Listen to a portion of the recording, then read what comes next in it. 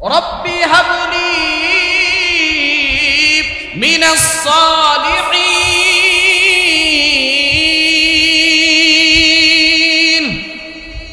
কে দোয়া করছে? ইব্রাহিম আলাইহিস সালাম দোয়া করছেন, আল্লাহ আপনি আমাকে একটা নেককার সন্তান দেন। আমার বয়সের ভারে আমি নষ্ট হয়ে যাইতেছি, ৮৬ বছর পর্যন্ত সন্তানকে দেখতে পারি নাই, সন্তানকে আদর করতে পারি নাই। তুমি তো দেবার মালিক, তোমার কাছে চাই। আল্লাহ তাআলার কাছে এমন সন্তান চাইছে, আল্লাহর কাছে দোয়া করে রব্বি হাবলি মিনাস সালিহিন, আল্লাহ আপনি আমাকে একটা সালিহিন সন্তান দেন, নেককার সন্তান দান করেন।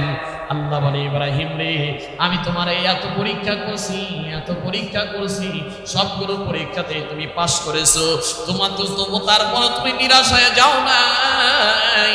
ইব্রাহিম রে যা যা, আমি আল্লাহ তোমারে খোঁজখবরই দিয়ে দিলাম, সুসংবাদ দিয়ে দিলাম।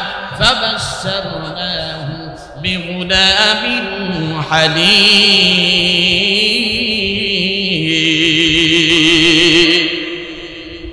আল্লাহ তাআলা ইব্রাহিম আলাইহিস সালামকে সুসংবাদ দিয়ে দিলেন, আমি তোমাকে একটা সহনশীল সন্তান দান করব। সুবহানাল্লাহ বলে। ইব্রাহিম আলাইহিস সালাম খুশি হয়ে গেছে, আনন্দে আত্মহারা হয়ে গেছে। আল্লাহ তাআলা সন্তান দিলেন, ৮৬ বছর বয়সে এমন একটা সন্তান পাইলেন, সন্তানকে আদর করবে, সন্তানকে নিয়ে যে একটু সময় কাটাবে, এই ভাগ্যটাও হয় নাই। আল্লাহ তাআলা আবারও পরীক্ষার ভিতরে ফেলায়া দিয়েছেন, ইব্রাহিম রে তুমি তোমার সন্তানকে নিয়ে থাকতে পারবা না, তুমি এখান থেকে মিশর থেকে নিয়ে ফেরাউনের এই মিশরের এই জায়গা থেকে তুমি তোমার সন্তানকে নিয়ে এখনই এমন একটা মরুভূমির প্রান্তরে রেখে আসো, যেখানে কোনো মানুষ নাই, কোনো গাছপালা নাই, কোনো পানিরও ব্যবস্থা নাই। খানায় কাবার পাশে তোমাকে এখনই তোমার সন্তান আর স্ত্রীকে মরুভূমির প্রান্তরে রেখে আসা লাগবে। ইব্রাহিম আলাইহিস সালাম আল্লাহর হুকুম সেখানে অমান্য করে নাই। কুরবানি থেকে প্রথম নাম্বার একটা শিক্ষা হলো, আল্লাহ যা অর্ডার করে তাই পালন করতে হয়। আল্লাহ অর্ডার করছে, কোনো চুচারা করার, কোনো প্রশ্ন করার এখানে অবকাশ নাই।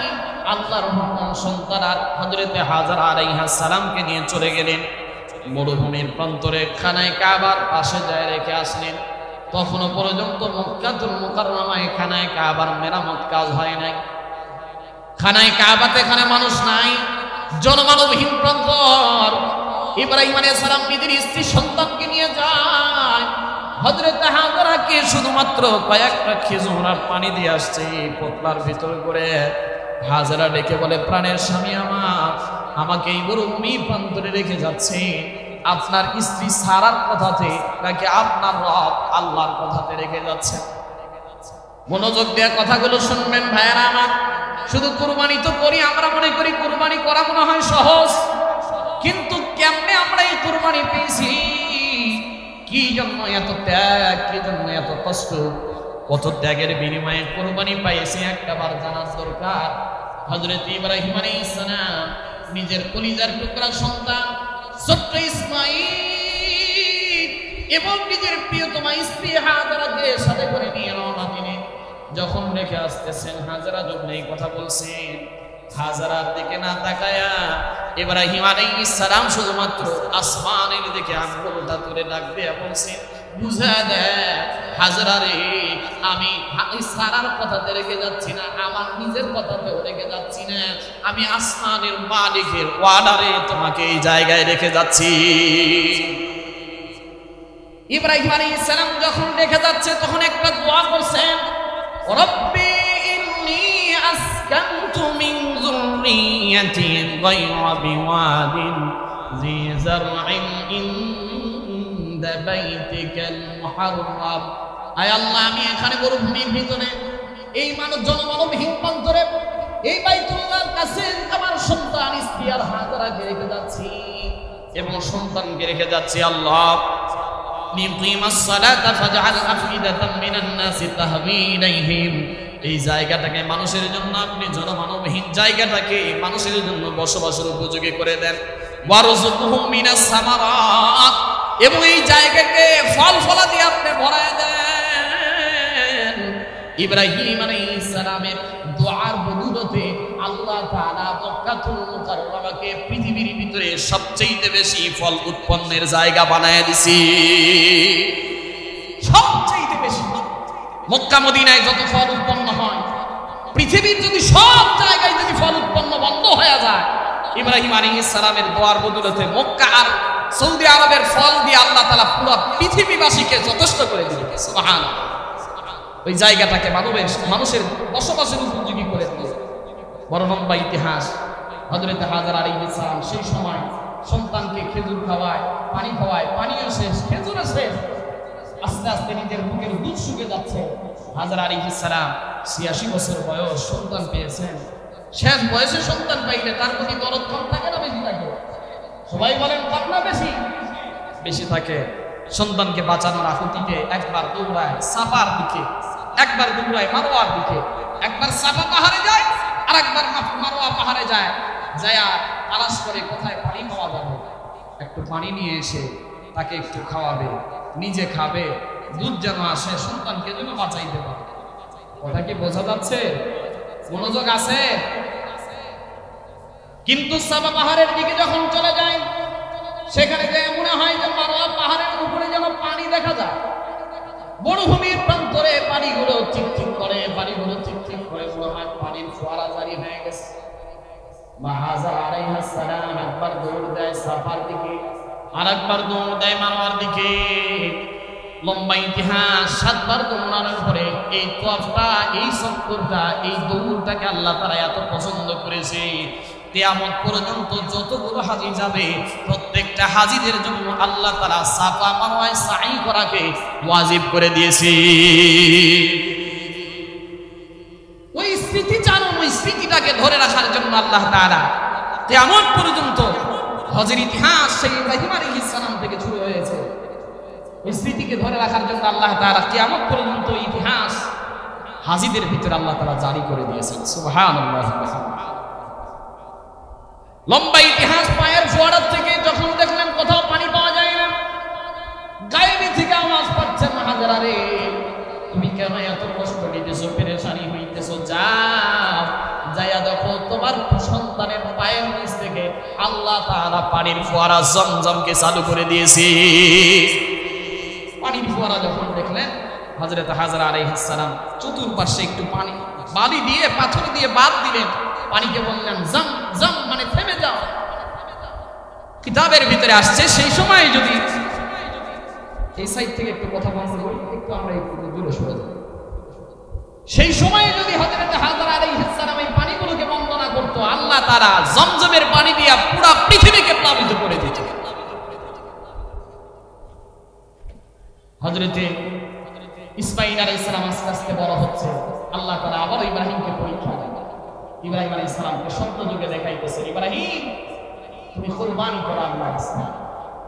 ইব্রাহিম আলাইহিস সালাম কুরবানি দিলেন 100 উট।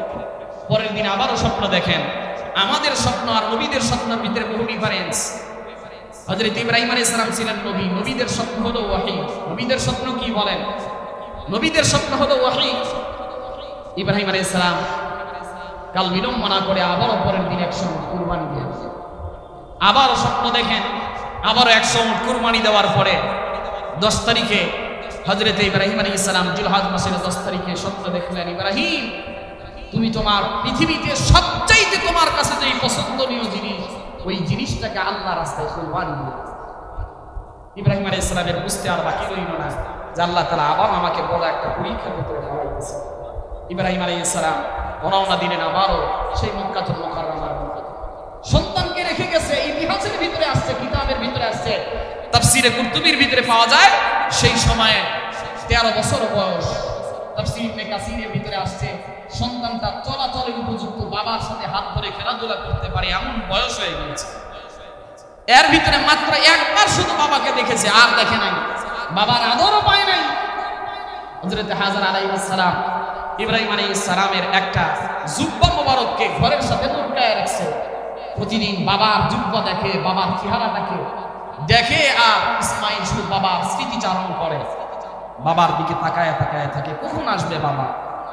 শেষ সময় বাবা এসেছে, কিন্তু আল্লাহ তাআলার ওয়ার্ডার নিয়ে আসছেন, বড় একটা পরীক্ষার ভিতরে উত্তীর্ণ হয়ে যাচ্ছে। আল্লাহ তাআলা অর্ডার করলেন। এই ঘটনাটাই আল্লাহ তাআলা সূরাতুস সাফফাতের ভিতরে, কোরআনের ভিতরে আল্লাহ তাআলা ঘটনা আলোচনা করেছেন। ফালাম্মা বালাগা মা'হুস সা'য়া ক্বালা ইয়া বুনাইয়া ইন্নী আরা ফিল মানামি আন্নী আযবাহুকা ফানজুর মাযা তারা।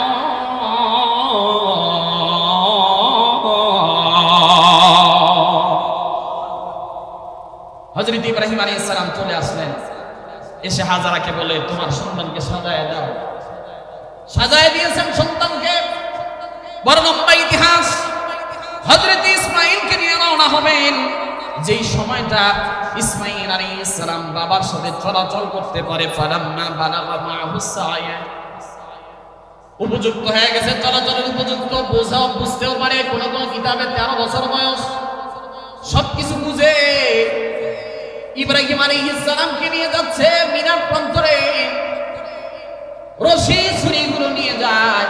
পথের ভিতরে শয়তান বারবার ধোঁকা দেয়। একবার হাজারাকে দেয়, আর একবার ইসমাঈলকে দেয়, আর একবার ইব্রাহিমকে দেয়।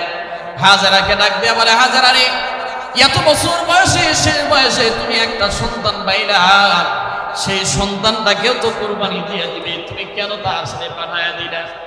হাজারা বলে, বাবা হয় কোনোদিন সন্তানকে কোনোদিন কুরবানি দিতে পারে নাকি?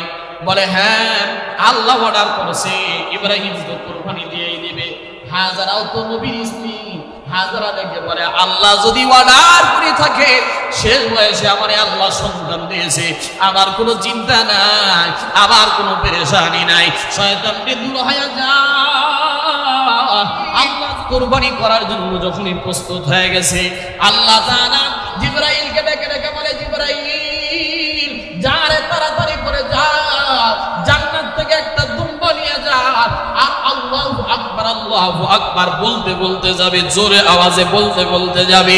হযরত জিবরাইল আল্লাহু আকবার, আল্লাহু আকবারের আওয়াজ দেয়। হযরত ইব্রাহিম আলাইহিস সালাম জিবরাইলের আল্লাহু আকবারের আওয়াজ শুনে শুনে লা ইলাহা ইল্লাল্লাহ আল্লাহু আকবার বলে ইব্রাহিম আলাইহিস সালাম ছুরি চালায়।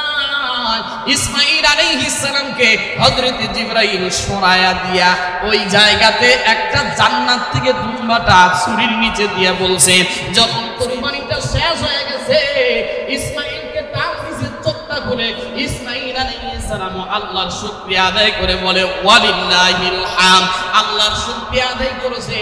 চাইয়া দেখে ইসমাঈল আলাইহিস সালাম জবাই হয় নাই। ইসমাঈলের চুরির নিচে আল্লাহ তাআলা জান্নাত থেকে একটা দুম্বা পাঠায়া দিছে।